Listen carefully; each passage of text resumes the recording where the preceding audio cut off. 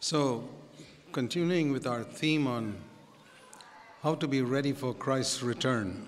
हमारे जो विषय है उसमें वापस लौटते हैं कि किस प्रकार से हम प्रभु यीशु मसीह के आगमन के लिए तैयार हो सकते हैं। The important thing is not to understand the theory, but to be actually ready. और सिर्फ विषय को समझना नहीं, लेकिन हमें यथार्थ में तैयार होना है। I was saying how if we come to the Lord, our conscience becomes alive when we are born again. और मैंने कहा कि जब हम प्रभु यीशु मसीह में आते हैं तो किस प्रकार से हमारा विवेक जी उठता है और हम जो है नया जीवन जीते हैं। And then our conscience should become more and more sensitive. और हमारा जो विवेक है वो हर रोज संवेदनशीलता में बढ़ना चाहिए। But that doesn't happen automatically. और वो एकदम से नहीं हो सकता। We've got to read the Word of God under the guidance of the Holy Spirit. और हमें पवित्र आत्मा की अगुवाई में वचन पढ़ना है। I find many people read the Word of God, but it is an academic knowledge of Scripture. और मैंने देखा है कि बहुत सारे लोग वचन तो पढ़ते हैं लेकिन सिर्फ ज्ञान प्राप्ति के लिए। And they can pride themselves in their knowledge of the Bible. और वो अपने आप में गर्व महसूस करते हैं, घमंड महसूस करते हैं कि उन्हें वचन का ज्ञान है। Jesus knew the Bible and the Pharisees knew the Bible. प्रभु यीशु मसीह और फरीसी दोनों लोगों को जो है परमेश्वर के वचन का ज्ञान था। Jesus fasted, the Pharisees fasted. फरीसी लोग भी उपवास करते थे और प्रभु यीशु मसीह ने भी उपवास किया। The Pharisees prayed, Jesus prayed. फरीसी लोगों ने प्रार्थना किया और वैसे प्रभु यीशु मसीह भी प्रार्थना करते थे। Pharisees went regularly to the synagogue. Jesus went regularly to the synagogue. और फरीसी लोग जो है प्रार्थनालय में जाते हैं और प्रभु यीशु मसीह प्रार्थनालय में गए। Pharisees believed in the resurrection. Jesus believed in the resurrection. और फरीसी लोग पुनरुत्थान पर विश्वास करते हैं और प्रभु यीशु मसीह भी पुनरुत्थान पर विश्वास करते हैं। Then what was the difference? That the Pharisees were all going to hell. What is it that made the difference? लेकिन इन दोनों के अंदर क्या चीज है जो इतना भिन्नता पैदा करती है? Jesus knew the Father. वो ये है कि प्रभु यीशु मसीह पिता को जानता था। It wasn't just praying, fasting, studying the Bible, going to meetings. वो केवल इतना ही नहीं कि परमेश्वर के वचन का अध्ययन करना, मीटिंग में जाना, सभाओं में जाना और प्रार्थना करना, इतना ही नहीं। So even today you find that difference between believers. और यही भिन्नता आज हम विश्वासियों में भी पाते हैं। There are many believers who know the Bible and who are engaged in a lot of Christian activity. और बहुत सारे ऐसे विश्वासी हैं जो वचन को जानते हैं और बहुत सारे सभाओं में भाग लेते हैं। But they don't know Jesus personally. लेकिन वो प्रभु यीशु मसीह को नहीं जानते। Jesus is not a intimate friend. और वो प्रभु यीशु मसीह के साथ उनका गहरा दोस्ती नहीं है। They don't have an inner devotion to Christ. और भीतरी तौर से प्रभु यीशु मसीह के प्रति उनका श्रद्धा नहीं है। So you have to be careful that you don't fall into the category of the Pharisees. इसलिए ध्यान दीजिएगा कि हम फरीसियों के जो है झुंड में ना जुड़े। See, as I said, you read the Bible, जैसे कि मैंने कहा कि आप बाइबल वचन पढ़ें, pray, प्रार्थना करें fast, और उपवास करें go to meetings और सभाओं में जाएं and witness और गवाह बने and come for conferences like this, और ऐसे सभाओं में आए। and still you can be a Pharisee. और इन सब के बावजूद भी आप फरीसी बनकर रह सकते हैं। There's a little booklet of mine called 50 Marks of Pharisees. और आपका जो है एक किताब है 50 निशाने, ये क्या कहते हैं, फरीसियों का। Small little pocket book that you can put in your pocket. वो आप अपनी जेब में भी रख सकते हैं, छोटी सी पुस्तक है। I think it may be on the bookstall. Pick up a copy of it and read it many times. और वो उसका एक किताब लें और कई बार उसको पढ़ें। So that you can be saved from becoming a Pharisee and becoming like Christ instead. और ताकि आप लोग जो है फरीसी होने से बच सकें और प्रभु यीशु मसीह के समान बन सकें। So one way you can test it is by seeing how do you read the scriptures. तो हम यहाँ पे देख सकते हैं कि किस प्रकार से हमें वचन पढ़ना है। See, Jesus said to the Pharisees और प्रभु यीशु मसीह ने फरीसियों से कहा in John 5:39. और यूहन्ना रचित सुसमाचार 5 उसका 39 में He's telling the Pharisees, वो फरीसियों से कहते हैं, you search the scriptures because you think eternal life is there. तुम पवित्र शास्त्र में ढूंढते हो क्योंकि समझते हो कि उसमें अनंत जीवन तुम्हें मिलता है। There are so many people among believers who think eternal life is in the Bible. और कई सारे ऐसे विश्वासी जो ऐसे सोचते हैं कि अनंत जीवन जो है वो इस पुस्तक में है, बाइबल के अंदर है। No, the Bible is only a printed book. नहीं, ऐसा नहीं है। ये बाइबल जो है सिर्फ छपा हुआ एक किताब है। It's God's word. ये परमेश्वर का वचन है। But the Old Testament that the Pharisees studied was also God's word. और जो पुराना नियम जो कि फरीसी और सदूकी लोग पढ़ते थे वो भी परमेश्वर का वचन था। And if you want to know how blind you can be after studying God's word, और आप जान सकते हैं कि कितने अंधे हो सकते हैं ये वचन पढ़ने के बावजूद भी। just think of this. यहाँ पे सोचिएगा। Jesus pointed out once to two disciples who were walking with him to Emmaus. और प्रभु यीशु मसीह ने जो है दो चेलों से बात किया था। Who were walking on to Emmaus after the resurrection. हाँ, प्रभु यीशु मसीह के जी उठने के बाद एमेउस की ओर जा रहे थे। I want to show you how he taught the scriptures. और मैं बताना चाहता हूँ कि किस प्रकार से प्रभु यीशु मसीह ने वचन को सिखाया। Just see this. यहाँ पे ध्यान दीजिएगा। In Luke 24, Luka 24, Jesus was walking on the road to Emmaus. प्रभु यीशु मसीह जो है एमेउस की ओर जाने वाले सड़क पर से चल रहे थे। And it says in verse 13 that was 7 miles away or about 11 kilometers. और वहाँ पे 13 में लिखा है कि वो करीबन जो है 7 मील दूर है, यानी कि 11 kilometre. How long does it take to walk 11 kilometers? और कितना समय लगता है 11 किलोमीटर चलने के लिए? Maybe 2-3 hours. हो सकता है कि 2-3 घंटे। So Jesus was walking 3 hours with these two disciples. यानी कि प्रभु यीशु मसीह इन दो चेलों के साथ करीबन 2-3 घंटे से चल रहे थे। And what did he teach them in those 3 hours? और ये 2-3 घंटे में उसने क्या सिखाया? Verse 27. 27 में देखिएगा। Beginning with Moses and all the prophets, that means from Genesis to Malachi. यानी कि उत्पत्ति से लेके मलाकी की पुस्तक तक उन्होंने उनको सिखाया। Verse 27. 27 में लिखा हुआ है। He explained to them in all the scriptures the things concerning himself. और जो है सारे वचन यानी कि उत्पत्ति से लेके मलाकी तक की किताब में जहाँ पे प्रभु यीशु मसीह के बारे में लिखा है वो सब बातें उनको सिखाया। He said, for example, यानी कि उदाहरण के you तौर go पे to Genesis, you read there about the seed of the woman, वहाँ पे उत्पत्ति की किताब में देखो स्त्री का बीज which will crush the serpent's head. जो कि सांप के सिर को कुचलेगा। And Jesus said, that refers to me. और प्रभु यीशु मसीह कहता है कि वो मेरे बारे में कहा गया है। And then in Exodus you read about the Passover lamb. और निर्गमन में देखेगा वो फसह का जो मेमना है That's me. वो मेरे बारे में है।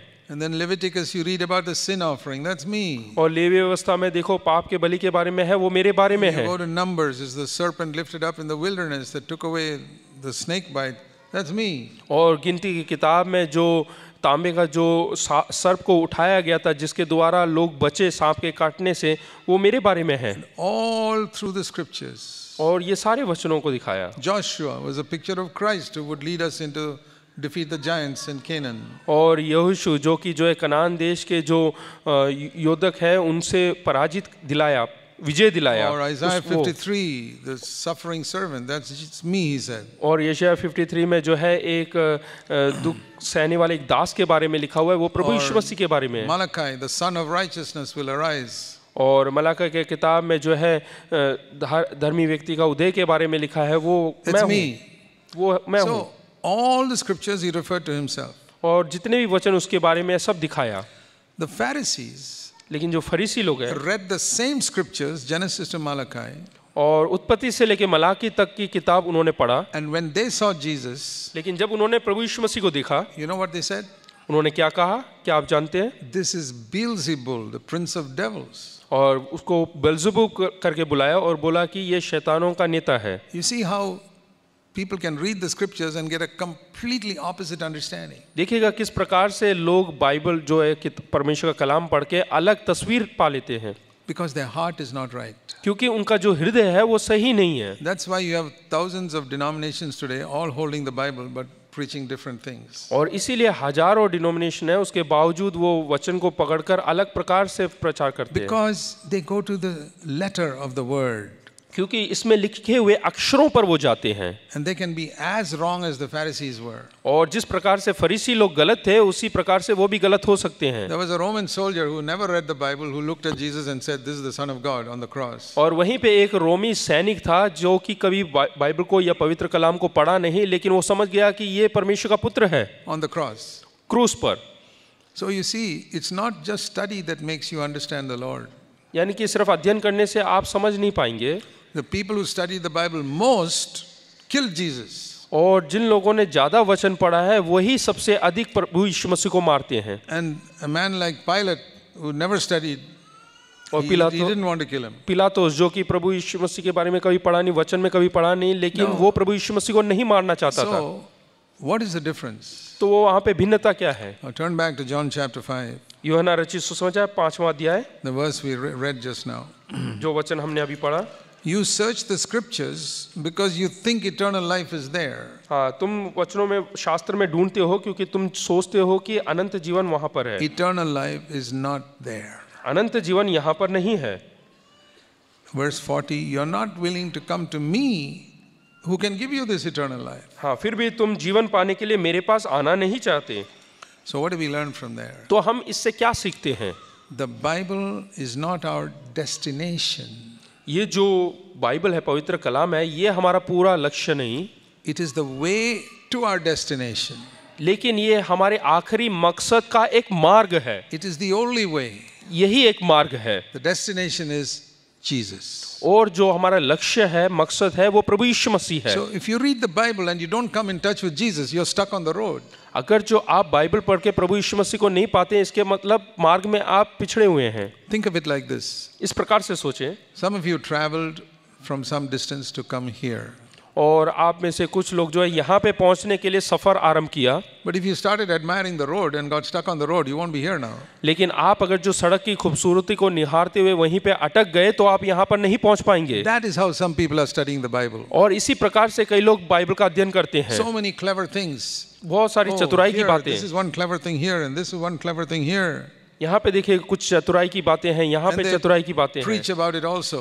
और वो प्रचार भी करते हैं। That's like admiring the buildings and the trees on the way here. जिस प्रकार से खूबसूरत जो सड़क और खूबसूरत बिल्डिंग को देखकर निहारते रहते हैं, वैसे ही You won't reach here. आप यहाँ पर नहीं पहुँच There are पाएंगे। thousands of believers like this. और हजारों जो है Their विश्वासी इसी प्रकार से हैं। knowledge is not about Jesus, it's about the Bible. उनका ज्ञान जो है प्रभु यीशु मसीह के बारे में नहीं, लेकिन पवित्र कलाम के बारे में है। Particularly those who go to Bible schools. खास करके जो बाइबल अध्ययन करने के लिए बाइबल स्कूल में जाते हैं। I thank God I never went to a Bible school in my life. और मैं धन्यवाद करता हूँ कि मैं कभी भी कोई विद्यालय, स्कूल के विद्यालय में, बाइबल के विद्यालय में नहीं गया। All the men of God who have blessed me in my 55 years as a believer are people who have never been to a Bible school.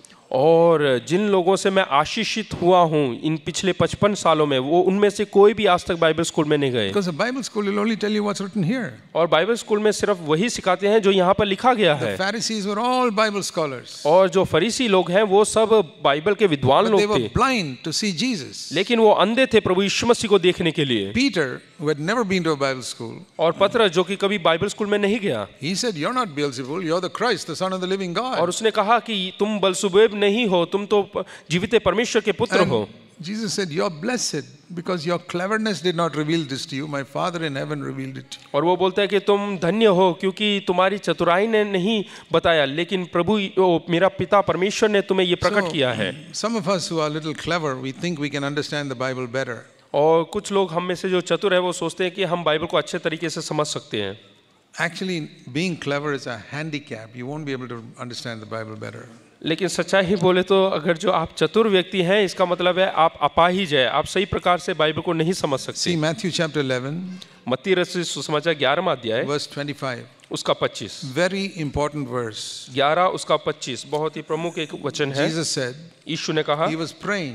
वो वहाँ पे प्रार्थना कर रहा है। He says, "Father, I praise you that you've hidden all these things from the clever and intelligent people." और प्रभु यीशु मसीह कहता है कि पिता स्वर्ग, यीशु ने कहा, हे पिता स्वर्ग और पृथ्वी के प्रभु, मैं तेरा धन्यवाद करता हूँ कि तूने इन बातों को ज्ञानियों और समझदारों से छिपा रखा है।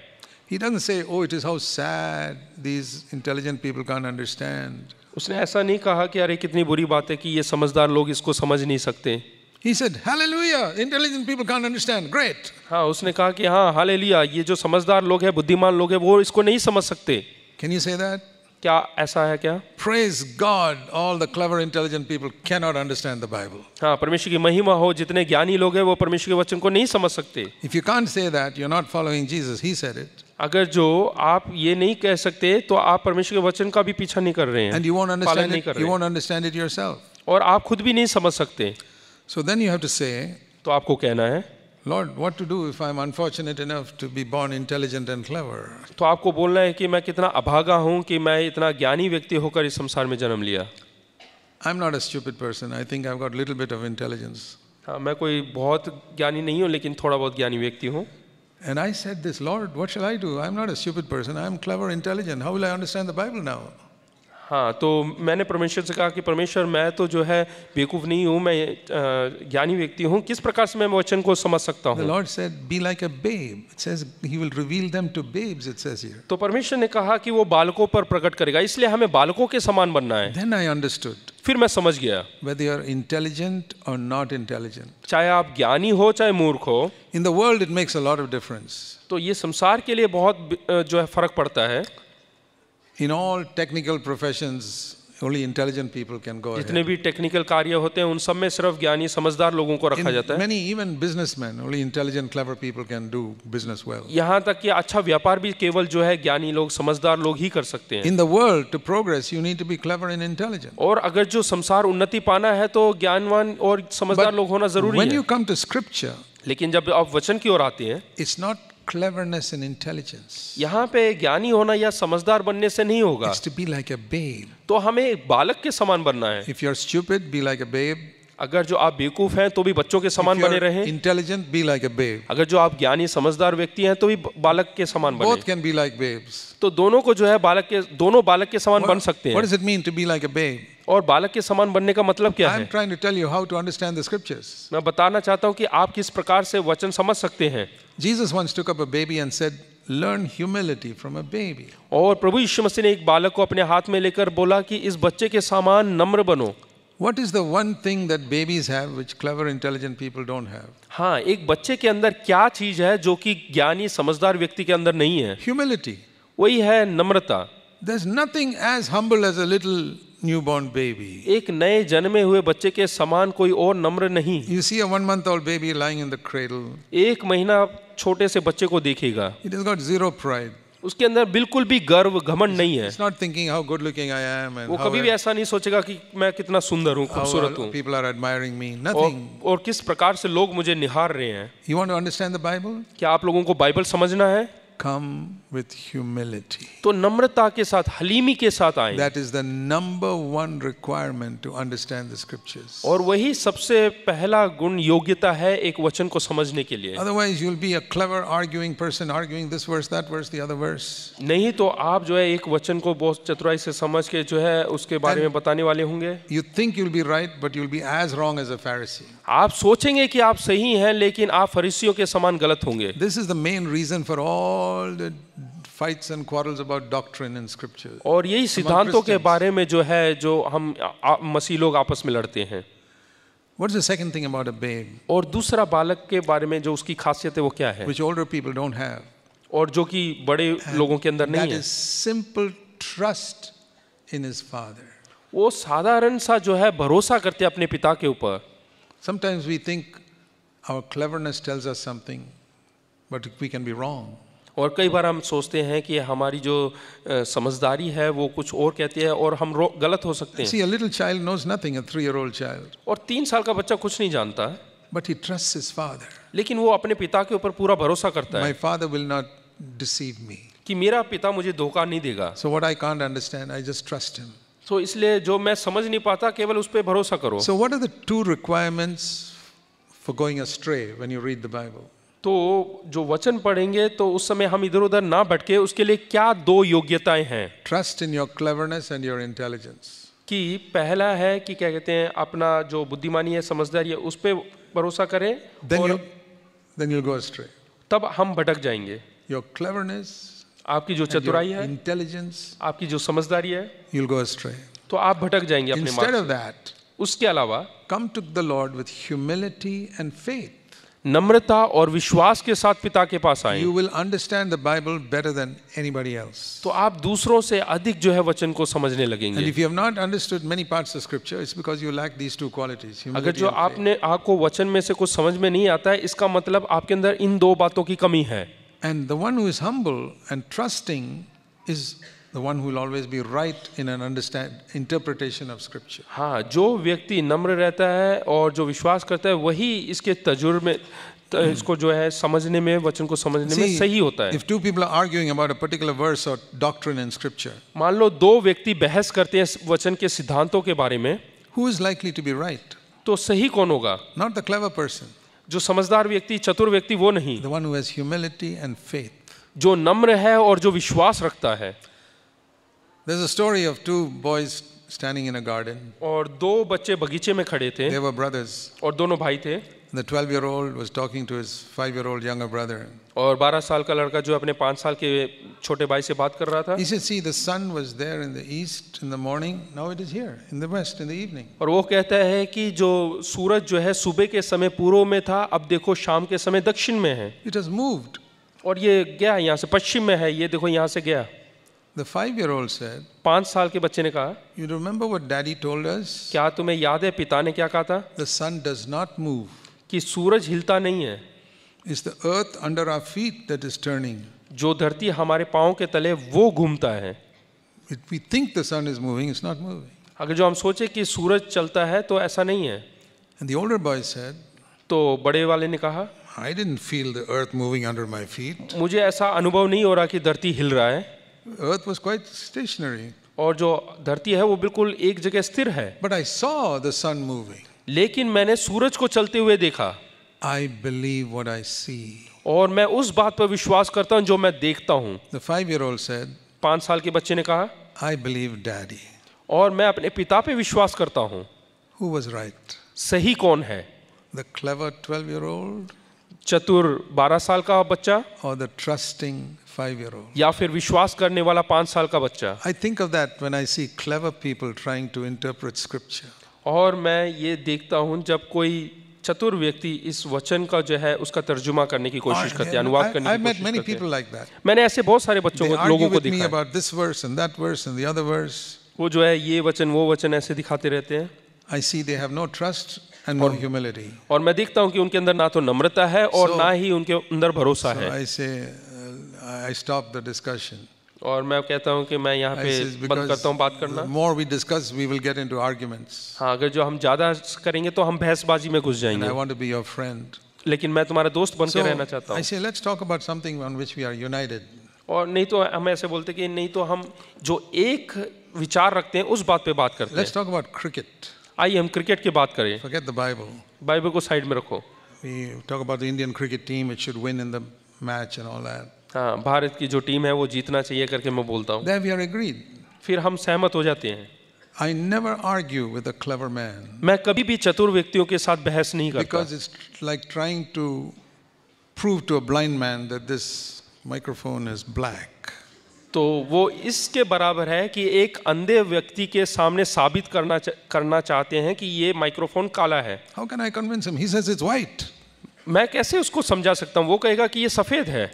Please remember this, cleverness will make you blind. हमेशा याद रखे, बुद्धिमानी, समझदारी जो है, ज़्यादा चतुराई वो आपको अंधा बना देता है. Humility will open your eyes. लेकिन नम्रता जो है आपकी आंखों को खोल देगा. Simple trust in your Father will open your eyes. साधारण सा विश्वास परमेश्वर के ऊपर, पिता के ऊपर, वो आपकी आंखों को खोल The देगा. Pharisees had a lot of cleverness and intelligence. और जो फरीसी लोग हैं उनके अंदर बहुत सारी चतुराइयां हैं. They had no humility, they had no faith. उनके अंदर ना तो कोई विश्वास है और ना कोई नम्रता. So turn back to John 5. इसलिए हम यूहन्ना रचित सुसमाचार में वापस लौटते हैं. He says, you search the scriptures, but you don't come to me, verse 40. और Verse 39 and 40. और 39 और 40 में लिखा है कि तुम पवित्र शास्त्र में ढूंढते हो लेकिन तुम मेरे पास नहीं आते हो. So I want to ask you, when you study the Bible, maybe some of you have the habit of reading every day the Bible. हाँ, कई लोगों का ऐसा आदत रहता है कि हर दिन बाइबल पढ़ना. Good. बहुत ही अच्छी बात है. But do you end with the Bible or do you end with Jesus? क्या आपका जो बाइबल अध्ययन है वो आखिर में बाइबल में ही खत्म हो जाता है या फिर प्रभु यीशु मसीह तक लेके जाता Whether है? you read the Bible 5 minutes or half an hour, चाहे आप 5 मिनट या आधे घंटे के लिए बाइबल do अध्ययन you करें, reach your destination, Jesus, or do you get stuck in the way? तो आप मार्ग में ही रुक जाते हैं या फिर आप अपने मकसद प्रभु यीशु मसीह को पा लेते Do हैं? you admire the road and the buildings and the trees, or do you come to your destination? या आप सड़क और उसकी खूबसूरती, वहाँ पे जितने बिल्डिंग है उसकी खूबसूरती को निहारते हुए अटक जाते हैं या फिर आप यीशु मसीह तक पहुँचते हैं? I want to tell you a simple thing which will change the way you read the Bible. मैं आपको साधारण सी बात बताना चाहता हूँ जो कि आपके बाइबल अध्ययन को बिल्कुल बदल देगा। This is the written word. ये लिखित वचन है Jesus is the word made flesh. और प्रभु यीशु मसीह वो वचन है जो कि शरीर देहधारी हुआ। We read in John 1:14, the word became flesh. और यूहन्ना 1:14 में हम पढ़ते हैं कि वचन देहधारी हुआ। Who is that word? और वो वचन कौन है? The word was God, it says in John 1:1. और यूहन्ना 1:1 में लिखा हुआ है कि परमेश्वर वचन है The करके। word became flesh. और वो जो वचन है वो देहधारी हुआ। In the Old Testament, the word was just a written word. और पुराने नियम में जो वचन है वो केवल लिखित वचन था Nobody could become spiritual. और कोई भी आत्मिक व्यक्ति नहीं बन सकता। Then God sent His Son, फिर उसके बाद परमेश्वर ने अपने and पुत्र the को भेजा word became flesh. और वचन देहधारी हुआ। So when I read the word of God, जब मैं वचन पढ़ता हूँ it must lead me to the word who has become flesh. और ये जो है उस वचन की ओर लेकर जाना चाहिए जो देहधारी शरीर में आया। Then I've reached my destination. तब मैंने अपने मकसद को पूरा किया, I मकसद must तक पहुंचा see Jesus और बोले यीशु in the word. इस वचन में। Let me turn you to another verse, 2 Corinthians in chapter 3. दूसरा कुरिन्थियों 3 2 Corinthians in chapter 3 and verse 18. दूसरा कुरिन्थियों 3 उसका 18वां वचन। You know, today there's a lot of confusion concerning the ministry of the Holy Spirit. और पवित्र आत्मा की सेवकाई के बारे में बहुत सारी गड़बड़ियां हैं, But this verse makes it so clear what the ministry of the Holy Spirit is. और ये वचन बिल्कुल साफ सुथरे लफ्जों में समझाता है कि क्या है पवित्र आत्मा की सेवकाई। Basically, the ministry of the Holy Spirit is twofold. और यहाँ पे देखते हैं कि दो प्रकार की सेवकाई पवित्र आत्मा की। Number one, पहला, He shows me, by the way, the word mirror here refers to the word of God. हाँ, यहाँ पे परमेश्वर का वचन को जो है दर्पण के द्वार पे यहाँ पे दिखाया You गया know, है। in James 1, it says, the mirror is the law of liberty, God's word. और परमेश्वर का वचन याकूब की किताब में भी लिखा है कि वो दर्पण के समान है। So, it says when a man looks into a mirror, he looks into the word of God. It's said और there. जब कोई व्यक्ति जो है इस वचन की ओर देखता है तो वो It जो looks like looking into a mirror. और वो जैसे वचन वो अपने आप को दर्पण में देखता है वैसे ही इस वचन में वो देख सकता है। So in the Old Testament, the law was like a mirror that showed them what's wrong with them. और पुराने नियम में जो वचन है वो दर्पण के समान था कि वो दिखाता है, ये दर्पण दिखाता है कि उनके See, अंदर क्या गलती है। You look at a mirror in the bathroom and you see spots or dirt on your face. आप जो है बाथरूम में अपने दर्पण को देखते हैं, शीशे को देखते हैं तो आपके चेहरे पे क्या गंदगी है वो देखते हैं। So the law was like that. और जो आज्ञा है वो इसी प्रकार से है It showed them sin in their life. कि उनके अंदर जो पाप है, कमी घटियां, वो दिखाता है From the written word of God. परमेश्वर के लिखित वचन के द्वारा। But now, लेकिन अब in the new covenant, अभी नए नियम में when we look into the mirror, जब हम दर्पण में देखते हैं we don't see our sin first. तो हम अपने पाप को नहीं देखते It पहले। says in a mirror we see the glory of Jesus. और यहाँ पे देखते हैं कि हम दर्पण में परमेश्वर की महिमा को देखते हैं। So when you read the word of God in this new covenant spirit, इस नए वाचा के आत्मा के द्वारा जब हम वचन पढ़ते the हैं Holy Spirit shows you Jesus in the word of God. तो प्रभु यीशु मसीह को दिखाता है पवित्र आत्मा इस वचन में।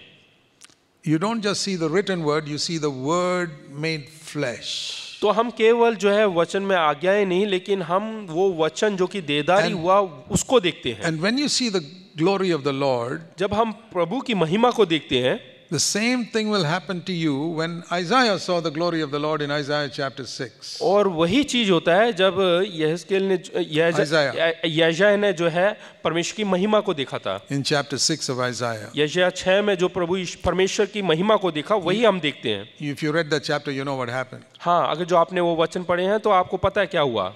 In Isaiah chapter 5, when you get some time, read it sometime. जब समय मिलेगा तो पढ़िएगा यशायाह नबी की Isaiah किताब chapter 5वां अध्याय। He was going around preaching. वो प्रचार कर रहा था। Woe unto these people who are always buying property and swindling poor people.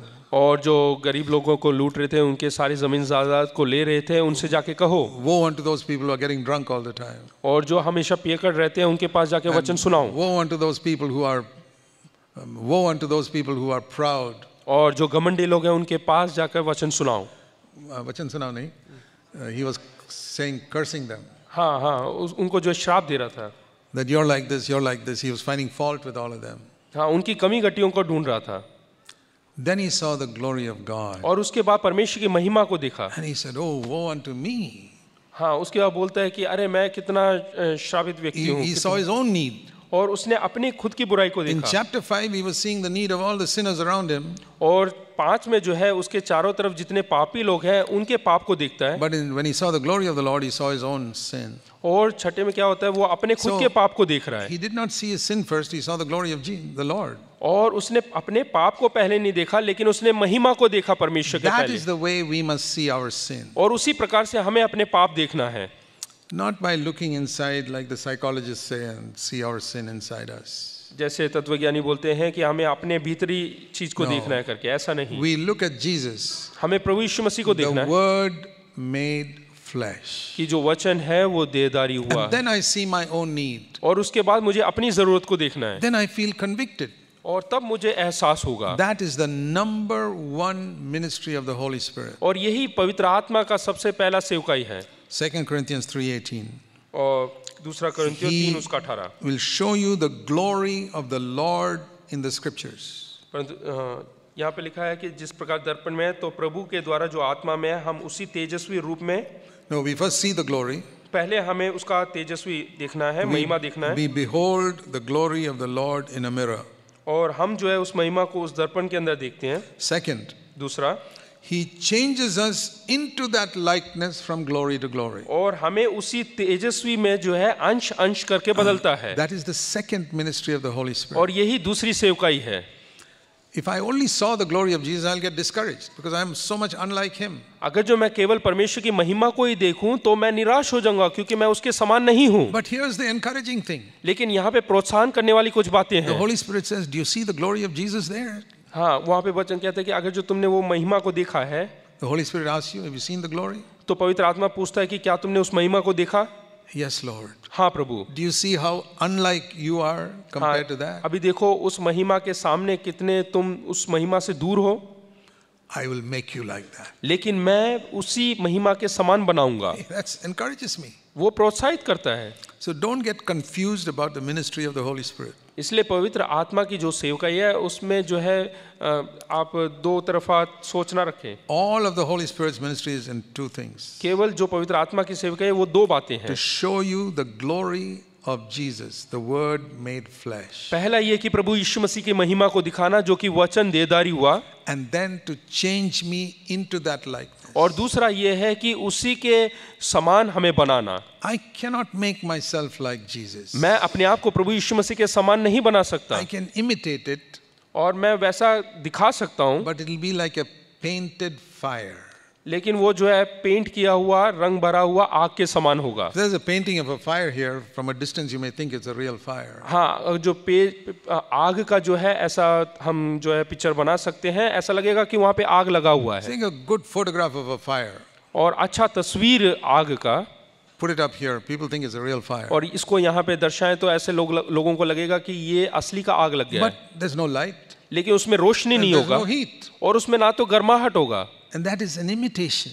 और वो सिर्फ एक नकली है। So if you try to make yourself like Jesus, अगर जो हम अपने आप को प्रभु यीशु मसीह के समान बनाने की कोशिश करेंगे, it will be a painted fire. तो वो केवल एक चित्र बनाया हुआ आग के समान You होगा। will improve yourself and you think you've become like Jesus. और आप अपने आप को जो है थोड़ा सा बदलावट लेकर आएंगे और आप समझेंगे कि मैं प्रभु यीशु मसीह के समान हो गया That's हूँ। what they tried to do in the Old Testament. और वही चीज पुराने नियम में वो लोग To करते try थे, and keep the law, and they always failed. और वो जो है नियमों का पालन करने की कोशिश करते हैं, और लेकिन हमेशा पराजित हो जाते हैं। old system called the Old Covenant, God has abolished it. और पुराने नियम को परमेश्वर ने हटा दिया, Because He says that doesn't work. लेकिन वो परमेश्वर ने बोला कि ये काम नहीं करता। Then why did God give it? तो फिर परमेश्वर ने क्यों दिया? To show people it doesn't work. दिखाने के लिए कि ये कार्य नहीं करता। Now you can trust me that I will change you into the likeness of Christ. ना हो तुम मुझ पे भरोसा कर सकते हो कि मैं जो है तुम्हें प्रभु यीशु मसीह के समान बना सकता And हूँ। that is why it's so important to be filled with the Holy Spirit. इसलिए जरूरी है कि हम पवित्र आत्मा से भरें।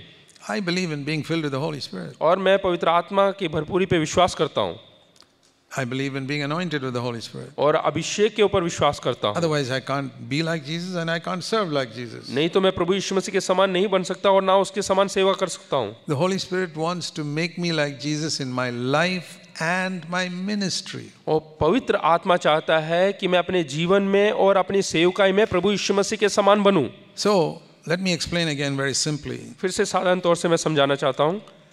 The moment you're born again, जैसे ही आप नया जीवन जीते the पाते हैं Bible says you're born of the Holy Spirit. तो पवित्र कलाम कहता है कि आप पवित्र आत्मा के द्वारा उद्धार पाए हैं। You cannot be born without the Holy Spirit's working. और आप जो है पवित्र आत्मा के कार्य के बगैर नया जन्म again. नहीं पा सकते। See, it's very clear in Romans 8 verse 9. Romeo 8 उसके 9 में लिखा हुआ है। Romans 8 verse 9. रोमियो 8 उसका 9, It's such a clear verse. वहाँ पे साफ सुथरे लफ्जों में लिखा हुआ है, The last part. आखिरी हिस्सा, If anyone does not have the Spirit of Christ, he does not even belong to him. यदि किसी में मसीह का आत्मा नहीं तो वह उसका जन नहीं। The Spirit of Christ is the Holy Spirit. और जो मसीह की आत्मा है वो पवित्र आत्मा है। If the Holy Spirit is not living in you, you're not even born again. अगर जो पवित्र आत्मा आपके अंदर वास नहीं करता है तो आपने नया जन्म नहीं पाया। I want to make this very simple to you because there's so much confusion about the ministry of the Holy Spirit today. और पवित्र आत्मा की सेवकाई के बारे में बड़े सरल लफ्जों में मैं समझाना चाहता हूँ। I have found the answer by looking at the Word made flesh. और मुझे हर प्रश्नों का जवाब मिलेगा वचन जो कि शरीर में आया है। If you look at only the Word of God here, you'll get a lot of confusion about the ministry of the Holy Spirit. अगर जो आप वचन को पढ़ेंगे तो पवित्र आत्मा की जो सेवकाई है उसके बारे में बहुत सारी गड़बड़ी आपके अंदर आएगी। There are groups that say tongues is of the devil, और कई speaking in tongues. ऐसे लोग हैं, ऐसे झुंड है जो कि बोलते हैं कि पवित्र आत्मा में अन्य भाषा में बात करना वो शैतान की ओर से है। There are others who say unless you speak in tongues, you're not even born again. कुछ ऐसे झुंड है जो कि बोलते हैं कि पवित्र आत्मा में अन्य भाषा में प्रार्थना नहीं करेंगे तो स्वर्ग में नहीं जा सकते। I say both are wrong. तो मैं बोलता हूँ दोनों गलत हैं। Let's look at Jesus. आइए हम प्रभु यीशु मसीह की ओर देखें। There is the answer. वहाँ पे हमारा उत्तर है। And what was the ministry of the Holy Spirit in Jesus? और प्रभु यीशु मसीह की आत्मा का सेवका क्या है? First of all, he was born of the Spirit. पहला हमें आत्मा से जन्म लेना है। No, Jesus. हाँ, पहला प्रभु यीशु मसीह ने आत्मा से He जन्म was लिया। born, the Holy Spirit came on Mary and he was born. Maryam के ऊपर पवित्र आत्मा आई और इस प्रकार से आत्मिक तौर से उसका जन्म हुआ। That is our first step. और वो हमारा पहला कदम We है। must be born again or born of the Holy Spirit. तो हमें पवित्र आत्मा में जन्म लेना या नया जन्म पाना है। And that is according to Romans 8:9, the Holy Spirit comes in. और वही 8:9 रोमियो के 8:9 में लिखा है कि पवित्र आत्मा आएगा करके। So, when a person says, Lord Jesus, come into my heart, जब हम कहते हैं कि प्रभु यीशु मसीह मेरे दिल में आ, if really Christ has come in, अगर जो असलियत में प्रभु यीशु मसीह आपके भीतर आया, see, a lot of people say that and I don't know, they're not sincere, nothing happens.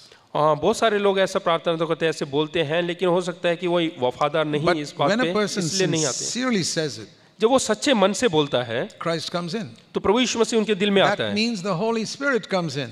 और पवित्र आत्मा आता है। Jesus Christ is in heaven. प्रभु यीशु मसीह स्वर्ग में है, How does he come into your heart? तो वो आपके दिल में कैसे आएगा? Only through the Holy Spirit. केवल पवित्र आत्मा के द्वारा, Because the second person of the Trinity is in heaven. क्योंकि जो एक परमेश्वर है उसका जो दूसरा भाग है वो स्वर्ग में है। Only the Holy Spirit is here. केवल पवित्र आत्मा यहाँ पर है। When you say, Lord Jesus, come into my heart, जब हम बोलते हैं कि प्रभु यीशु मसीह मेरे दिल में आ, the Holy Spirit comes in. तो पवित्र आत्मा आता है, Otherwise, you're not born again. नहीं तो आपने नया जन्म नहीं पाया। So, that is the first step. और यही पहला कदम है। If you don't have the Spirit of God in, then you don't belong to Him. If you don't have the Spirit of Christ within you, you don't belong to Him. हाँ, अगर जो आपके अंदर पवित्र आत्मा नहीं है तो आप उसके जन नहीं हो। In the Acts of the Apostles, प्रेरितों के काम में you never read anybody telling people, ask Jesus to come into your heart. वहाँ पे हम देखते हैं कि कभी भी किसी से नहीं कहा गया कि प्रभु यीशु मसीह को बोले कि तुम्हारे दिल में आने की। They said it in a different way और उन्होंने अलग प्रकार से किया, because they were all Jews those days. क्योंकि वो लोग यहूदी थे उस जमाने में। Believe in Jesus Christ यीशु मसीह पे विश्वास करें and receive the Holy Spirit. और पवित्र आत्मा को पाएं। Today we combine the two हम इन दोनों को जोड़ते हैं, and say, receive Jesus Christ. हम बोलते हैं कि प्रभु यीशु मसीह को अपने जीवन में अनुमति दो, That's the same thing. और वही बात है। Because in a Hindu country like ours, हमारा जो हिंदू देश है, or in many non-Christian, whether it's China or Japan, या चाइना या जापान जहाँ पे मसीह लोग you नहीं tell हैं, people, receive the Spirit. तो वहाँ पे हम बोले कि आत्मा को पाओ।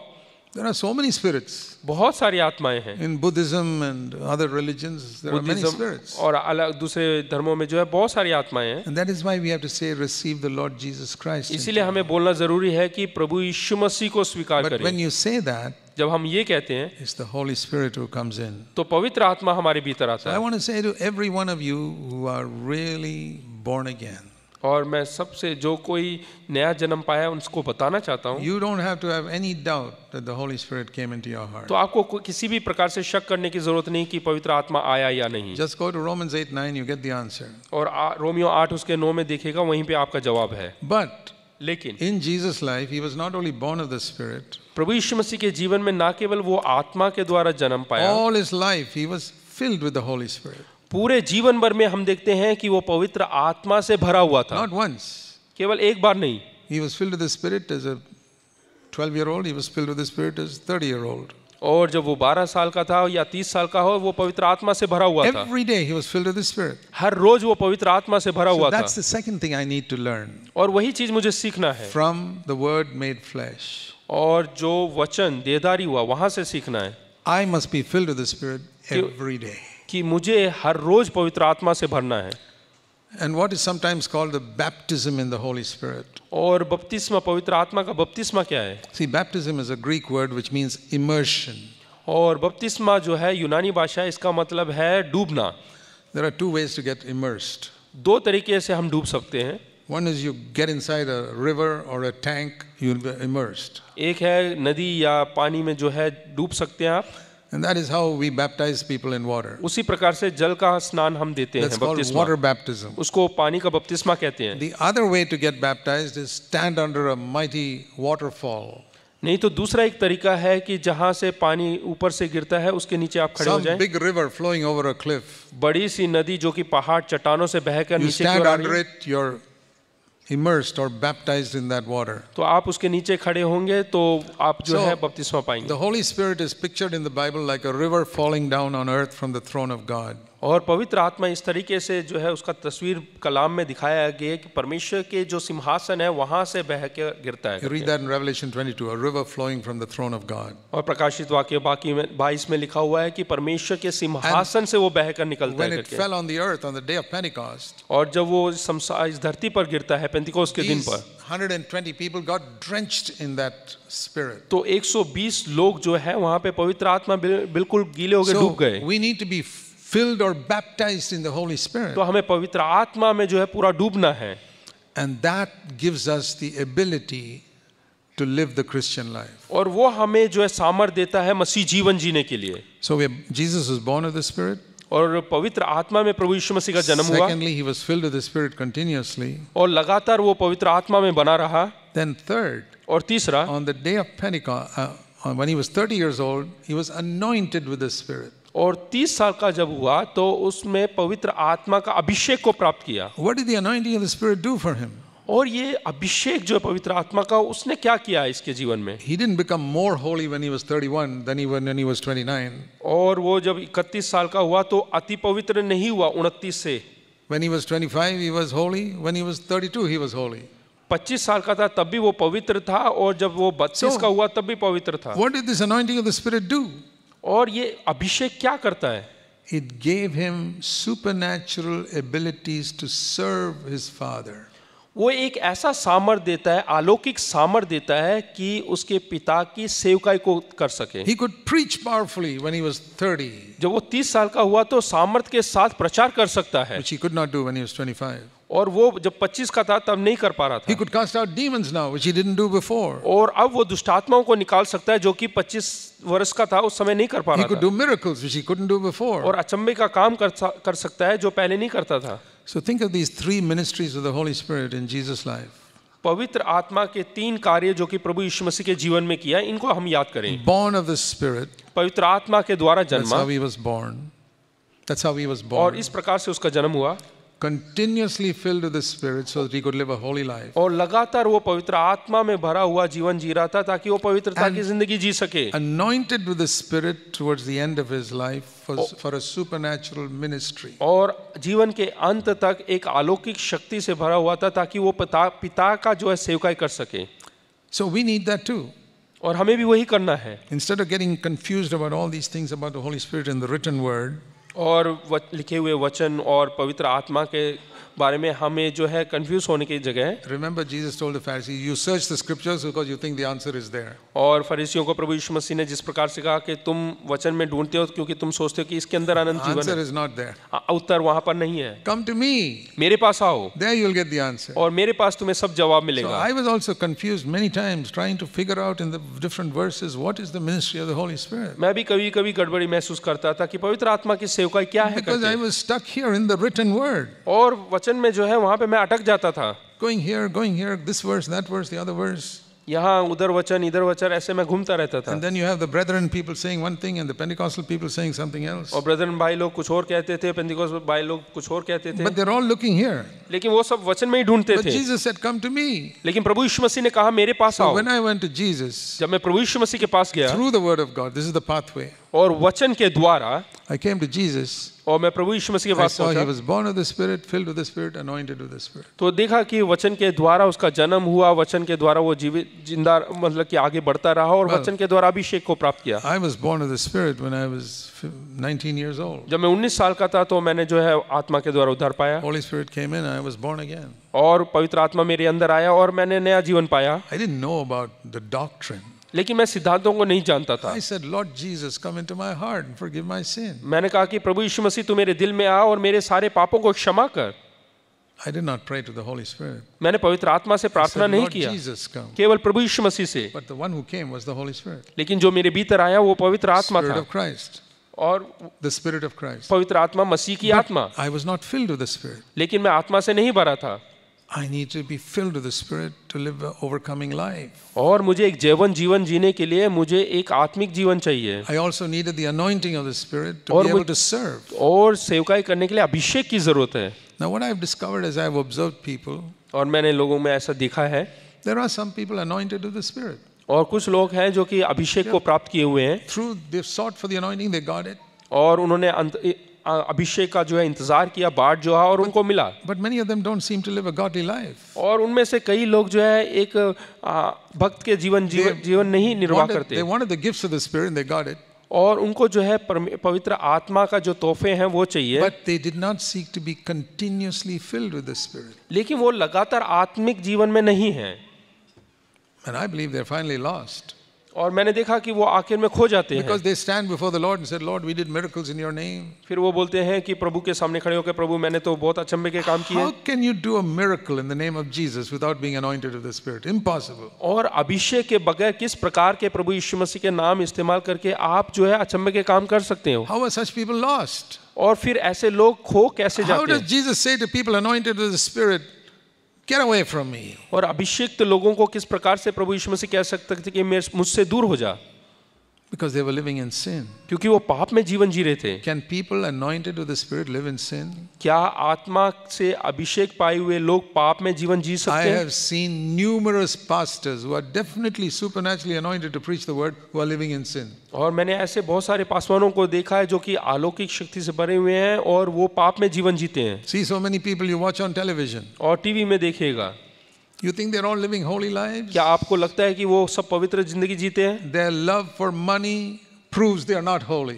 और उनका धन के प्रति जो प्रेम है वो साबित करता है कि वो परमेश्वर से प्रेम नहीं Their करते। eagerness to get money from poor people for themselves shows they are not serving God, they're serving money. और जो उनके अंदर पैसा पाने का जो इच्छा है वो साबित करता है कि वो परमेश्वर की सेवा नहीं करते हैं, वो धन की सेवा करते हैं। But there are supernatural abilities they have, sure. लेकिन अलौकिक शक्तियां उनके अंदर है। They are the ones to whom the Lord will say, depart from me, you lovers of money, you who live in sin. और ये वो लोग हैं जिनसे प्रभु यीशु मसीह कहेगा कि तुम जो है पाप को प्यार करते थे और पैसे के पीछे थे, इसलिए तुम मुझसे दूर हो जाओ। If you don't understand that today, अगर जो आप ये बात को नहीं समझोगे you will sit there watching that television और आप टेलीविजन के सामने उनको देखकर बैठ and जाओगे, say, wow, what a man of God. फिर आप बोलोगे अरे देखो कितना महान परमेश्वर का दास है। Why?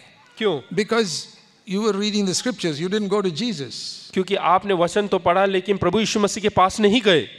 I teach people in my church. मैं अपनी कलीसिया में लोगों को सिखाता हूँ। You must compare every preacher with Jesus Christ. और हमें हर प्रचारक की तुलना करना चाहिए प्रभु यीशु मसीह के साथ। Don't just be taken up that he's casting out demons and doing miracles. कभी भी ऐसा नहीं देखे कि क्या कहते हैं अरे वो तो दुष्ट आत्माओं को वो निकाल रहा है। Because some of those people Jesus said he will send away to hell in the final day. और वो प्रभु यीशु मसीह ने कहा कि आखिर के दिनों में, अंत के दिन में मैं उनको आग में डाल दूंगा।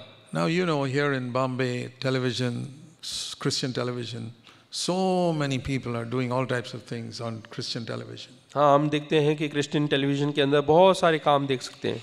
How many of you really believe that some of them are going to hell? आप में से कितना विश्वास करते हैं कि उनमें से कई लोग जो है नरक में जाएंगे? You don't believe it, right? आप विश्वास नहीं करते You हैं? think I'm preaching some strange teaching. आपको ऐसा लग रहा है कि मैं कुछ और ही प्रचार कर रहा हूँ? Heaven and earth will pass away. Jesus' words will not pass away. स्वर्ग और पृथ्वी टल जाएगी लेकिन प्रभु यीशु मसीह का वचन कभी ना टलेगा। There are people who will come to Jesus in that day और उस दिन जो है कई सारे लोग and प्रभु यीशु say, मसीह के पास आएंगे। Lord, we did miracles in your name. फिर वो बोलेंगे हमने तेरे नाम पे जो अचंभे के काम किए, I cast out demons in your name. हमने दुष्ट आत्माओं को निकाला तेरे नाम We से prophesied in your name. और भविष्यवाणियां किया तेरे नाम से। And Jesus will say, depart from me. और प्रभु यीशु मसीह का कहेगा कि मुझसे दूर हो जाओ। That's the first time Jesus spoke about that day.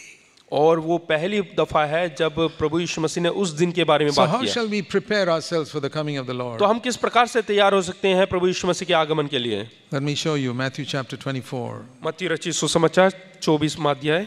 In Matthew 24, वहाँ पे मत्ती 24, the disciples asked Jesus, चेलों ने प्रभु यीशु मसीह से पूछा, what will be the sign of your coming? Matthew 24 and verse 3.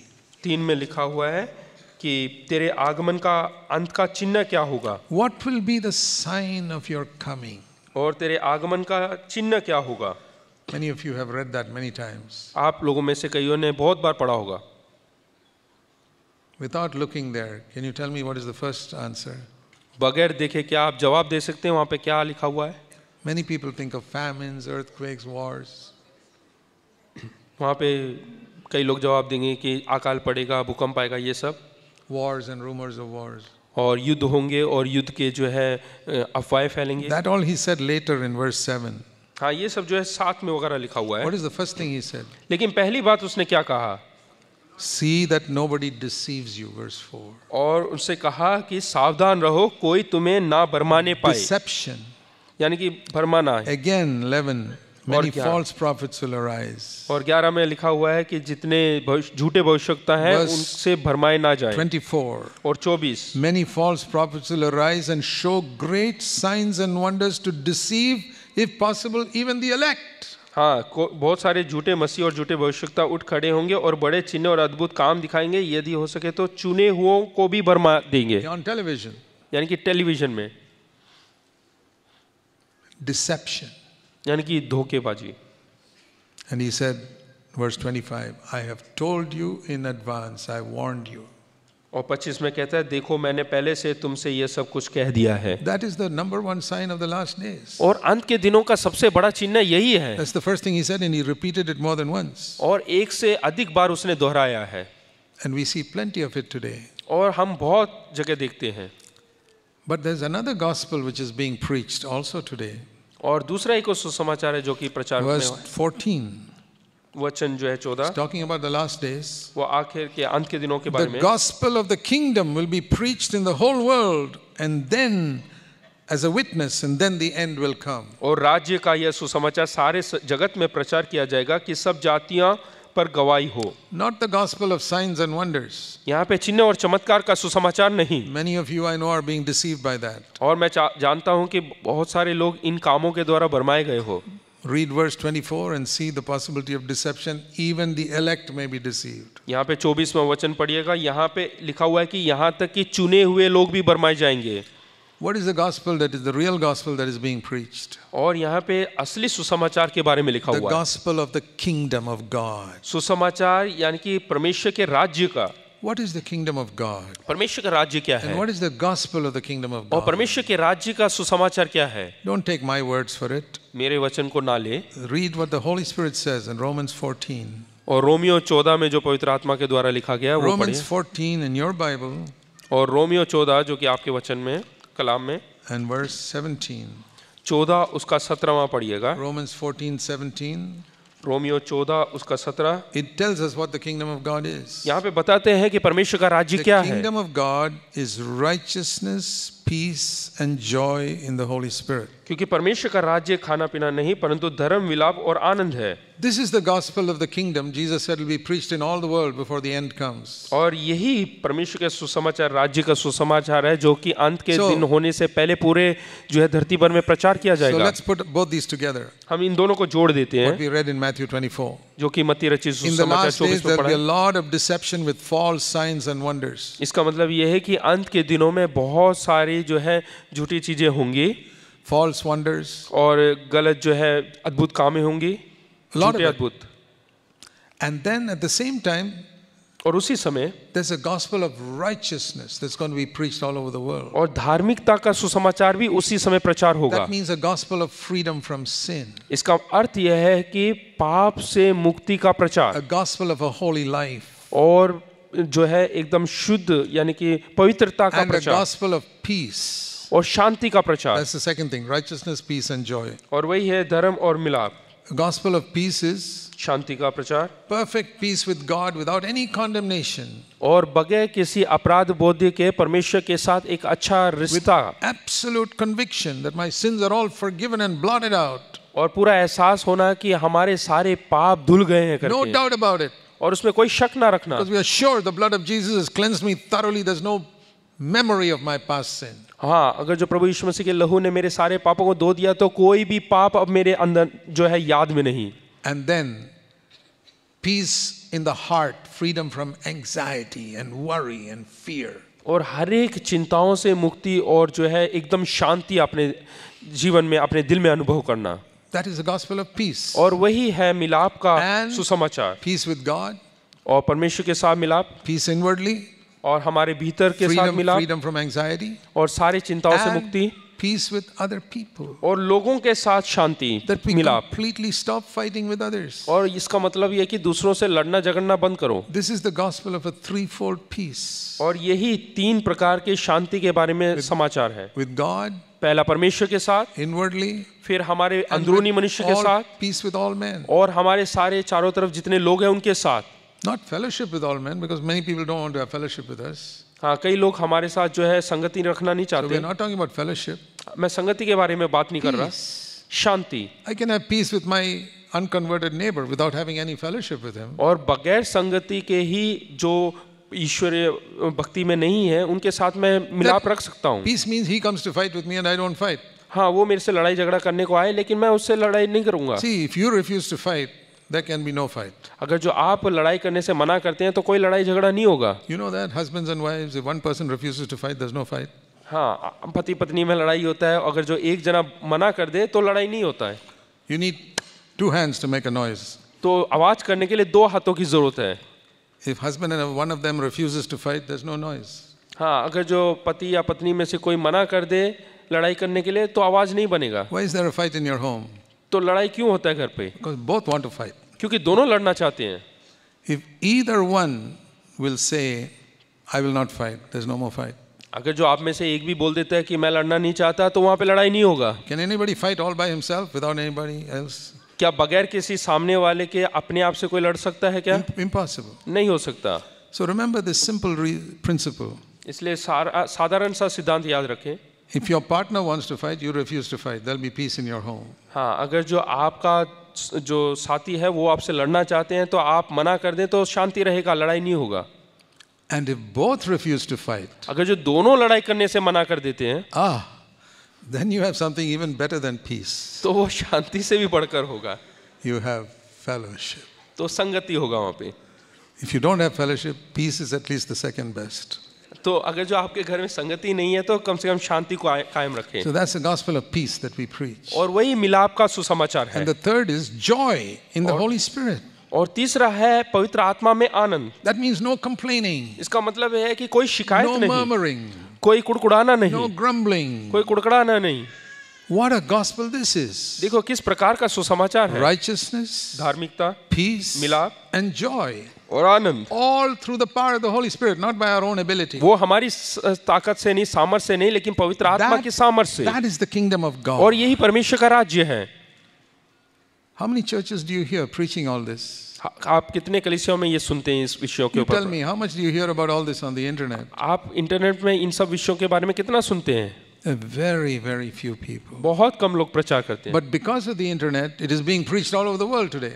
क्योंकि इंटरनेट होने के कारण पूरे संसार भर में प्रचार हो रहा है। Jesus said, this gospel of the kingdom will be preached around the world as a witness. और प्रभु यीशु मसीह ने कहा कि गवाह के तौर पर पूरे संसार भर में ये राज्य का सुसमाचार प्रचार होगा। So that is how we are going to be ready for the coming of the Lord. और इस प्रकार से हम तैयार हो सकते हैं प्रभु यीशु मसीह के आगमन के लिए। Responding to this gospel. और इस समाचार के प्रतिक्रिया दिखाते हुए Through the scriptures we come to Jesus. वचन के द्वारा हम प्रभु यीशु मसीह के पास आए। One more verse before I close. एक और वचन पढ़ के हम बंद करेंगे। 1 John and chapter 3. पहला यूहन्ना 3 अध्याय। Here it's talking about the coming of the Lord. वहाँ पे प्रभु यीशु मसीह के आगमन के बारे में लिखा हुआ है। And maybe we can start in chapter 2 and verse 28. 2 उसके 28 से आरंभ कर सकते हैं। And read up to chapter 3 verse 3. 3 उसके 3 तक पढ़ सकते हैं। It's talking about the coming of the Lord. ये प्रभु यीशु मसीह के आगमन के बारे में लिखा How to है। be ready for the coming of the Lord. किस प्रकार से हम प्रभु यीशु मसीह के आगमन के लिए तैयार हो It's सकते हैं। talking to believers. यहाँ पे विश्वासियों से बात कर रहे हैं, Little children. बालकों से, This छोटे is बच्चों से। 95-year-old John speaking to believers. यहाँ पे 95 साल का जो एक वृद्ध यूहन्ना वो अपने विश्वासियों से बात कर रहा है। He says, when Jesus appears, जब प्रभु यीशु मसीह आएगा, प्रकट होगा, there'll be 2 groups of believers. तो 2 प्रकार के विश्वासी होंगे। Listen to this. यहाँ पे ध्यान दीजिएगा, Everybody here. यहाँ पे ध्यान दीजिएगा, सब लोग यहाँ पे ध्यान There'll दें। be 2 groups among 2 you when झुंड Jesus होंगे। comes. जब प्रभु यीशु मसीह आएगा तो 2 झुंड होंगे, मसीह लोगों के 2 झुंड। It's not Protestants and Catholics. ये कैथलिक और प्रोटेस्टेंट नहीं, It's not Pentecostal, non-Pentecostal. Pentecostal और गैर पेंटिकोस्टल लोग नहीं। There's another type of division here. यहाँ पे अलग ही प्रकार का एक भिन्नता होगा। Those who have boldness to meet him when he comes. जिन लोगों के अंदर हिया साहस रहेगा उससे मिलने के लिए, And those who are ashamed and shrink away from him when he comes. और उसके सामने जो लज्जित महसूस करेंगे वो You see लोग। those 2 categories here in verse 28? यहाँ पे 28 में देखिएगा 2 झुंड के लोग, That means when the Lord comes, कि जब प्रभु यीशु मसीह आएगा, he'll say, hey Lord, I'm ready to meet you. एक ऐसे झुंड के लोग हैं वो ऐसे बोलेंगे, हाँ प्रभु जल्दी आ, हम तैयार हैं तुझसे Because मिलने के they've लिए, kept their conscience clear all the time. क्योंकि उन्होंने अपने विवेक को हमेशा निर्दोष रखा है। Others will shrink away और दूसरे ऐसे झुंड के लोग हैं जो भागेंगे वहां से, because they're not ready. क्योंकि वो तैयार नहीं है। You remember what Jesus said in Luke's gospel? लूका रचित सुसमाचार में प्रभु यीशु मसीह ने क्या कहा, याद Let me रखें। show you that in relation to his second coming. प्रभु यीशु मसीह के आगमन के संबंध में मैं दिखाना चाहता हूँ। Luke's gospel लूका रचित सुसमाचार and chapter 17 17वां अध्याय and verse 31. 31, 17 उसका Verse 31। 30, it shall be just the same on the day when the Son of Man is revealed. Verse 30. 30 में लिखा है, मनुष्य के पुत्र के प्रकट होने के दिन भी ऐसा ही होगा। In that day, उस दिन when Jesus comes, जब प्रभु यीशु मसीह आएगा, on that day, उस दिन 2 things he says. 2 बातें लिखा है। The one who is on the housetop should not go down to the house to take his goods. और उसका यानी कि जो घर के ऊपर है वो नीचे ना आए अपने सामान लेने के लिए।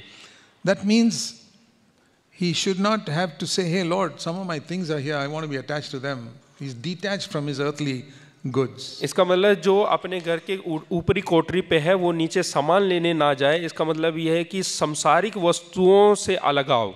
And in another place he said, if you're in the field, you shouldn't have to go back to your house. अगर जो आप खेत में हैं तो आपको पीछे लौटकर घर में नहीं जाना है। That means, say, Lord, don't come yet. I've had a fight with my wife this morning. I haven't settled it.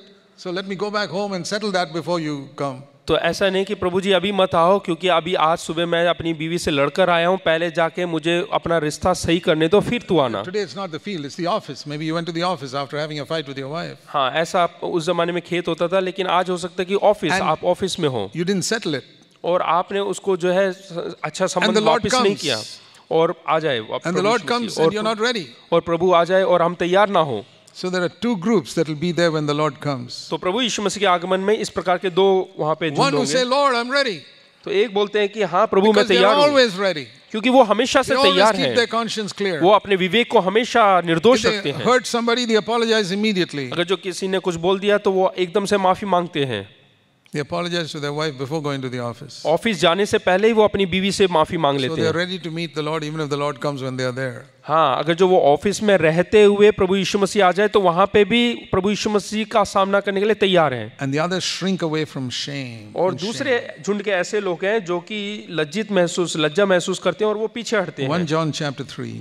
पहला यूहन्ना 3 It says here, when verse 2 middle, when Jesus appears, we'll be like him और जब प्रभु यीशु मसीह आएगा तो हम उसके समान हो जाएंगे, because we will see him. क्योंकि हम वैसा उसे देखेंगे। There are two things that are going to happen when Christ comes. जब प्रभु यीशु मसीह आएगा तो दो बातें होंगी। It says here, one, I'll see him. यहाँ पे पहला मैं उसको देखूंगा Second, I'll be like him. और दूसरा मैं उसके समान हो Many जाऊंगा। people only think of one, I'll see him.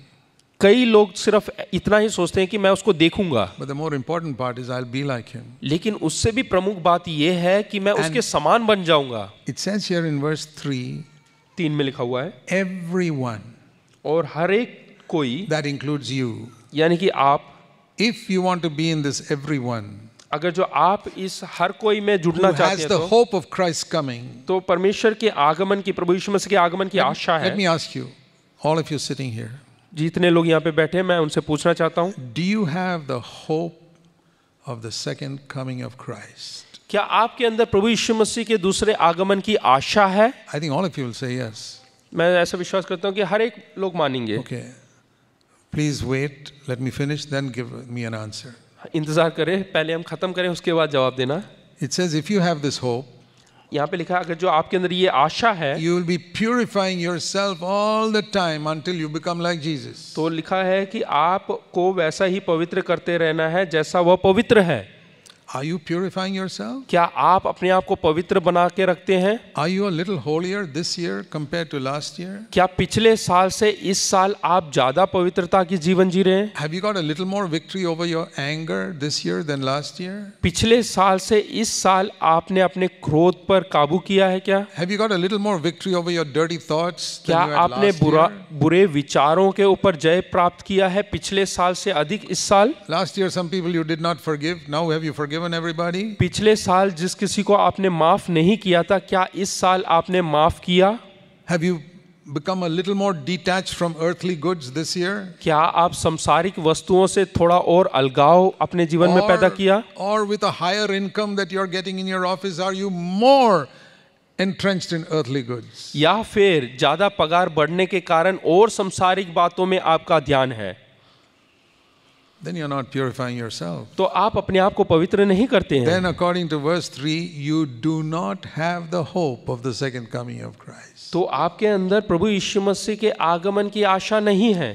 Don't fool yourself. अपने आप को बेवकूफ ना बनाएं। There are two things that are going to happen when he comes. दो बातें होंगी जब वो We आएगा। will see him and we'll be like him. हम उसको देखेंगे And और उसके समान बन जाएंगे। If you have the hope of being like him, अगर जो आपके अंदर आशा है कि मैं भी उसके समान बन जाऊंगा, today you will purify yourself तो आज ही आप अपने आप को पवित्र करेंगे so that you can be ready for his coming. ताकि आप उसके आगमन के लिए तैयार हो जाएं। That is how we are ready for his coming. और इस प्रकार से हम तैयार कर सकते हैं अपने आप को उसके आगमन के लिए। You know what Jesus said further in Luke 17 लूका रचित सुसमाचार 17वां अध्याय में प्रभु यीशु मसीह ने क्या कहा? after saying that you must be ready to go wherever you are.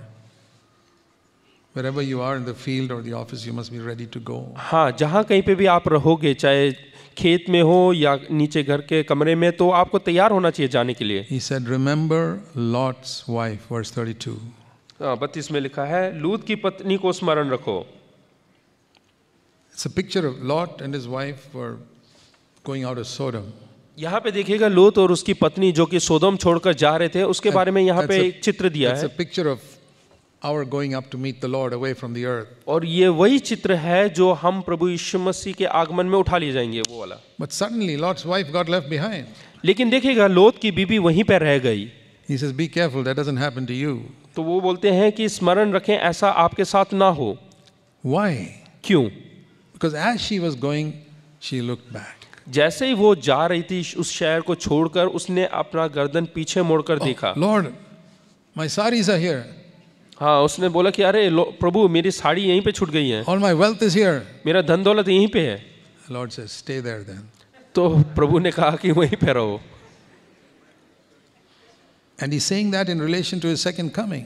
और ये दूसरे आगमन के संबंध में कह रहा है। I want to ask you, are you purifying yourself? मैं पूछना चाहता हूँ, क्या आप अपने आप को पवित्र करते हैं या नहीं? You can use all the good earthly things God gives you. इस संसार में जो कुछ अच्छी बातें, आप उन सबको इस्तेमाल कर सकते हैं। Whether you have one car or some of you may need 2 cars in your house, okay. आपके में से कई लोगों के पास 1 कार हो सकता है, 2 कार हो सकता है, कोई बात नहीं। Nothing wrong in what you have. उसमें कोई गलती नहीं है या कुछ प्रॉब्लम नहीं, समस्या नहीं। Attached to any of them, लेकिन उसके साथ आप अपने आप को जुड़ जाते हैं, जोड़ देते हैं, तो you won't be ready to go. तो आप तैयार नहीं है जाने के लिए। Lot was ready to leave everything and go. लोत तैयार था सब कुछ छोड़कर जाने के लिए। Lot's wife was not ready to leave everything and go. लेकिन लोत की जो पत्नी है वो तैयार नहीं थी सब कुछ त्याग कर जाने के लिए। As long as we are here, as long as they were in Sodom, Lot and his wife both enjoyed everything. जब तक वो इस संसार में थे, उन दोनों ने सब चीजों का आनंद In उठाया Sodom. सोदोम में रहते हुए। But when the time to go, Lot said, "Yeah, I'm leaving everything. I'm not interested." जैसे समय आया, लोत ने कहा कि इन सब में मुझे कोई दिलचस्पी नहीं, वो छोड़कर चला So गया। what I learned from that is, इससे मैंने क्या सीखा? if I have an attachment to something on this earth, अगर जो धरती की किसी भी बातों में मेरा दिल लग जाए, means more to me than Jesus Christ, यानी कि प्रभु यीशु मसीह से ज्यादा किसी चीज में मेरे को मतलब है, तो I'm not ready for His coming. मैं तैयार नहीं हूँ। May God help us. Let's pray. आइए हम प्रार्थना करें।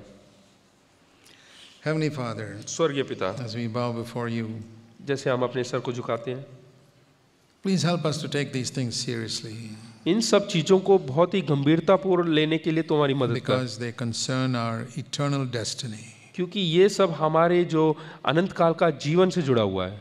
We pray in Jesus' name. यीशु के नाम से प्रार्थना करता हूँ। आमीन, आमीन। Thank you. धन्यवाद।